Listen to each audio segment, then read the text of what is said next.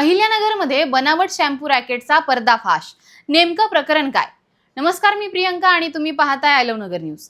तुम्ही वापरत असलेला शॅम्पू खरा आहे की बनावट असा प्रश्न आता विचारण्याची वेळ आली आहे। कारण अहिल्यानगरमध्ये नामांकित कंपन्यांच्या नावाखाली बनावट शॅम्पू तयार करणाऱ्या एका आंतरराज्य टोळीला MIDC पोलिसांनी बेड्या ठोकल्यात।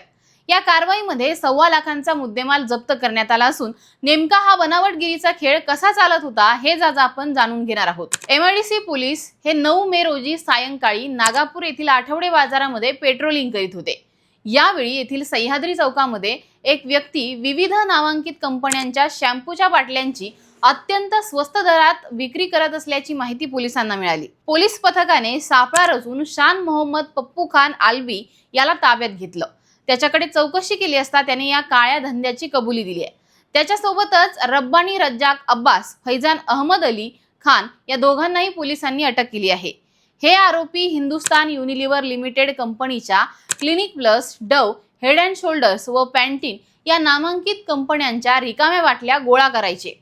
त्यामध्ये अज्ञात धोकादायक केमिकलचं मिश्रण भरून ग्राहकांची दिशाभूल करून अस्सल शॅम्पू म्हणून त्याची विक्री करायचे। हा शॅम्पू मानवी आरोग्याला आणि केसांसाठी अत्यंत अपायकारक आहे हे माहीत असतानाही बनावट ट्रेडमार्क आणि लेबल वापरून ते बाजारपेठेमध्ये ते विकत होते, असं पोलिसांच्या चौकशीमध्ये समोर आलंय।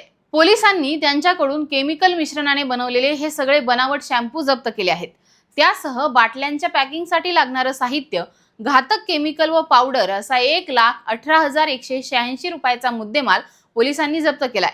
याबाबत हिंदुस्तान युनिलिव्हर लिमिटेडचे फील्ड ऑफिसर किरीट गुणवंतराय पंड्या यांनी दिलेल्या फिर्यादीवरून MIDC पोलीस ठाण्यामध्ये फसवणूक, कॉपीराईट आणि ट्रेडमार्क कायद्यानुसार गुन्हा दाखल करण्यात आलाय। ही कारवाई पोलीस अधीक्षक मुमक्का सुदर्शन, उपअधीक्षक शिरीष वमने यांच्या मार्गदर्शनाखाली सहाय्यक पोलीस निरीक्षक माणिक चौधरी यांच्या संपूर्ण पथकाने केली आहे। मंडळी, तुम्ही जर बाजारातील स्वस्त शॅम्पू वापरत असाल तर आत्ताच सावधान व्हा, कारण याचा परिणाम थेट तुमच्या आरोग्यावर होऊ शकतो।